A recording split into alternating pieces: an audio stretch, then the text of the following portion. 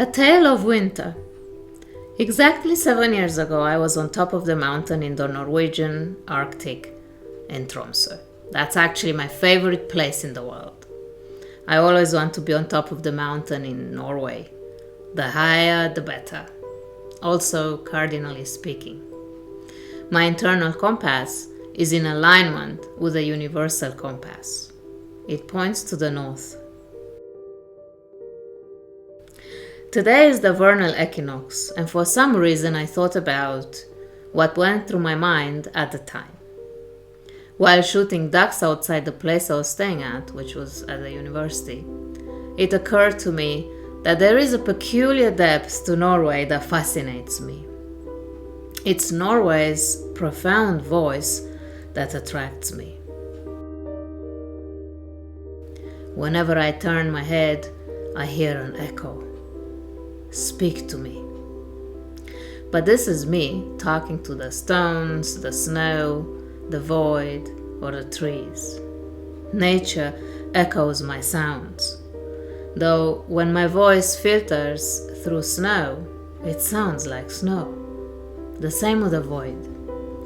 So after walking on the panoramic plateau and reflecting myself in the beautiful waters around, I marveled at just how articulate Norway makes me feel. And I also thought that I looked like a woman in one of Eric Rohmer's movies from the 60s and 70s.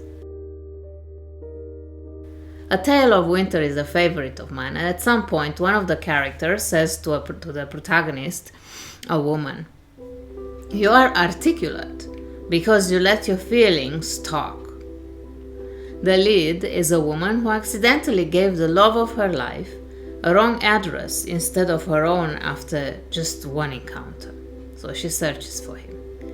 The man is lost to her though, and yet she keeps waiting. While she waits, however, she invests this waiting with faith that the man will find her miraculously. And she lets herself also be courted by two men. For those into the tarot cards, you get a l'amoureux picture right here, the card of the lovers, featuring a vacillating character caught in the act of choosing. This one or that one. Ambivalence. Cupid above intervenes and all is left to mercy. This is actually a very good lesson in the illusion of control. While you think you end up with the man or woman you picked, the case is often that you may also end up with a path or the road not taken. Imagine that scenario. The horror. And yet, such fun. This is pretty much the case in A Tale of Winter. The two men courting the protagonist, who is in love with the third, speak to her. "They speak to me," she says. And this is also very clearly articulated in the film, namely, how people and things speak to us. But what I find interesting is that even beyond the philosophical babble that informs all of Rohmer's works, the male suitors here don't seem to echo the woman's desires properly, which has consequences for her indecision to love either of them. So they all keep speculating and talking about chance. Rohmer's film is filtered through Shakespeare's Winter's Tale, which is very much about desires, resurrecting statues, and making stones speak. So up in the mountains, what struck me then was this realization, and I still think about that. What makes Rohmer's language so powerful is the fact that he dares to say to Shakespeare what I say to Norway: "Speak to me." See, eloquence emerges from faith in the fact that what is echoed back is not a standard answer, but rather faith itself in the cold.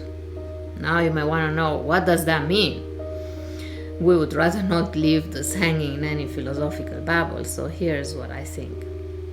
This means that when we go from telling ourselves a tale of winter to telling ourselves a tale of spring, we go through a threshold moment.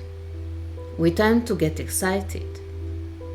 But thresholds are cold and impersonal. No one lives on thresholds.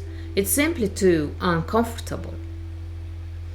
What you want to do when crossing a threshold is hold the awareness of what you are now jumping into.